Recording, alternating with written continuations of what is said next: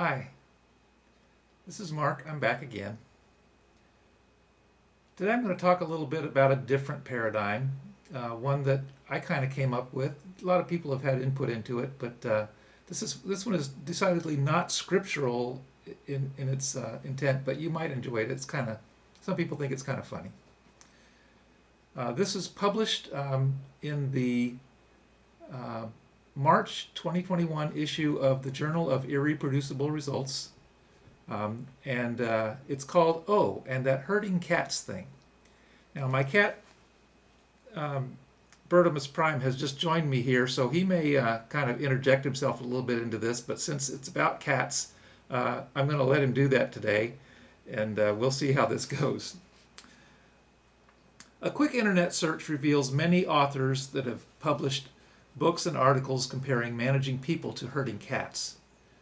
Fallon created an award-winning 2009 Super Bowl commercial for electronic data systems that depicted cowboys herding cats across expanses of rangeland. And the cat's kind of pushing on my document here, so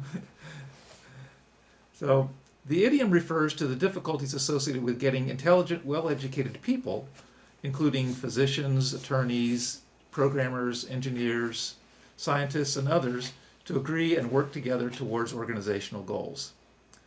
This paper, or this video, attempts to shed new light on this particular management metaphor, as well as to expand it to include perspectives on desirable and undesirable behaviors and how those behaviors can be encouraged or discouraged in complex organizations. The metaphor about herding cats results from situations in which traditional top-down leadership theories and management styles do not work very well. These top-down management theories and behaviors may work well in environments where, for example, employees can be reasonably expected to follow the tenets of the Boy Scout law, for example. A scout is trustworthy, loyal, helpful, friendly, courteous, kind, obedient, cheerful, thrifty, brave, clean, and reverent. Another example of such values is espoused by the United States Army. They are loyalty, duty, respect, selfless service, honor, integrity, and personal courage. Most people would agree that these are admirable and desirable traits and values. They're all good things, right? Leaders whose constituents and employees, yeah, here comes the cat,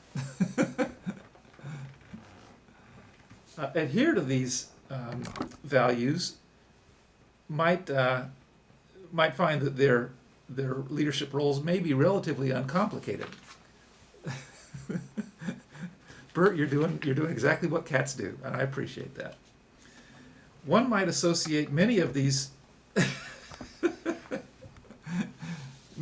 traits and values with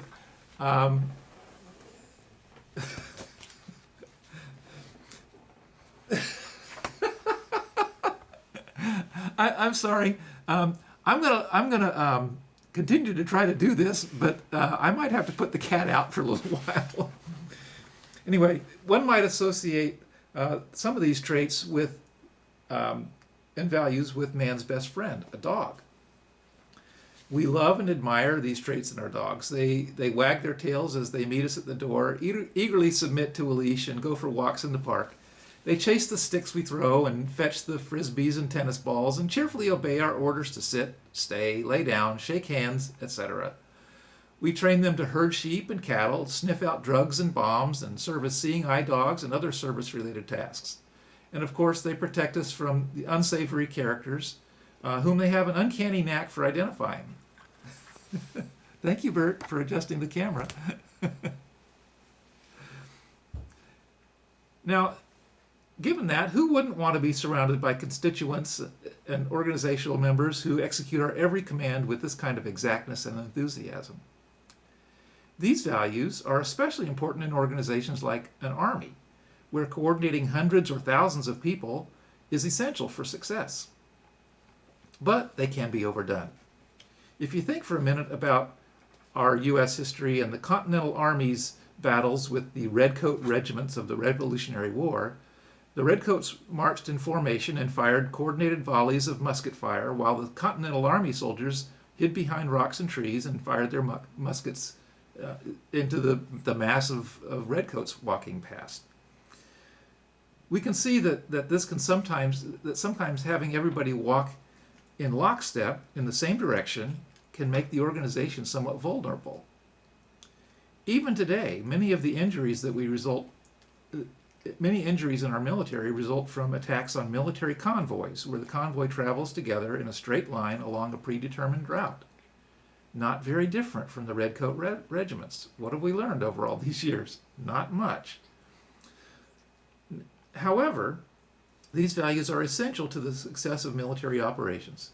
Military people must rely on one another and trust one another due to their type of work. Independent actions that have not been coordinated can get people needlessly killed, sometimes even by what we might call friendly fire. But top-down leadership theories don't work as well in other kinds of organizations. Sometimes there is implicit or even explicit disagreement about the role of leadership and the direction that loyalty, respect, and service are owed between members of the organization. This is where the differences between cats and dogs come into play.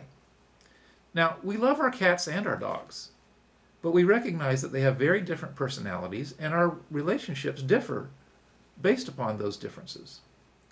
Likewise, when working with people who behave like our cats, our behaviors need to reflect that they do not behave like our dogs, and there are other values which the cats have that can be just as important. Intelligence, creativity, spontaneity, and flexibility are just a few that come to mind. These are also good values, but they're not always valued as much in hierarchical organizations.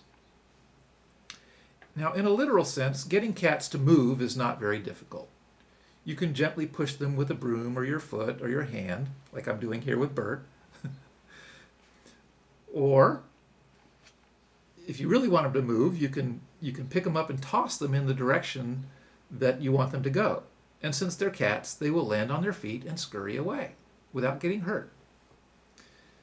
Now, getting lots of cats to move in the same direction is more difficult, but it is also somewhat pointless. Now, for example, we herd sheep and cattle, using dogs of course, because we want them to line up to be sheared or milked or transported to market. But herding cats to have them all move in the same direction serves no obvious purpose. So if one is going to use cats as a metaphor for highly educated employees or colleagues, it would make sense to expand the metaphor beyond getting them to move in the same direction. Managing intelligent people is not like herding cats. It is more like running a pest control business with cats for labor. The successful manager of such an enterprise must understand how to get cats to be productive. What kinds of businesses might these be? Organizations in which cat-like people might work include hospitals, law firms, think tanks, research and development, and higher education, as well as, software development, all kinds of different areas. These organizations commonly employ individuals with terminal degrees whose skills and abilities deliver solutions to difficult problems, sometimes called wicked problems. If difficult or wicked problems can be described as pests, then the people who solve the problems might be described as cats who hunt and kill the pests. Now, cats come to our homes and organizations with the skills and abilities they need to succeed. But some top-down managers feel the need to supervise, direct, and train their employees to do things in the manner they think is most appropriate. People can train dogs to do lots of things, but this does not necessarily work as well with cat-like colleagues. Cats do not learn to catch mice by following the instructions of their owners. Imagine, if you will, a video of a homeowner trying to teach a cat how to use a mousetrap. The video of the process would be somewhat entertaining, but eventually either the homeowner or the cat is likely to be injured. A similar result obtains when a manager attempts to teach or direct a highly educated colleague how to do a job the way the manager would do it. rather than the way that the highly educated person would do it. So how do cats obtain their skills? Who trains and teaches them? They are born into litters of kittens, where they are nourished and trained by adult cats. Young cats learn from grown cats. In human terms, these highly educated people are taught and trained by other highly educated people in college, graduate school, law school, medical school, and what have you. They seek academic programs and skills that align with their interests and talents. And in those programs, they are nurtured and taught by experienced individuals with the same proclivities. The learning style for cats is exemplified by graduate medical education. Young physicians progress through internship, residency, and fellowship, observing the skills of more senior physicians, and then practicing those same skills under their direct supervision in a process commonly described as see one, do one, teach one. Now, once they venture out on their own, some of these cats, after they get educated and trained, seek organizations where their skills and abilities can be appreciated, while others that are fiercely independent might seek out entrepreneurial opportunities. Okay, those those fierce entrepreneurs might be likened to feral cats, whereas cats that want to work in large organizations with lots of other people might be described as being domesticated house cats. Okay, now at this point I'm going to have to stop, and I will return a little bit later with another video after I put the cat outside. All right, so I'll be with you again on my next video. Thank you.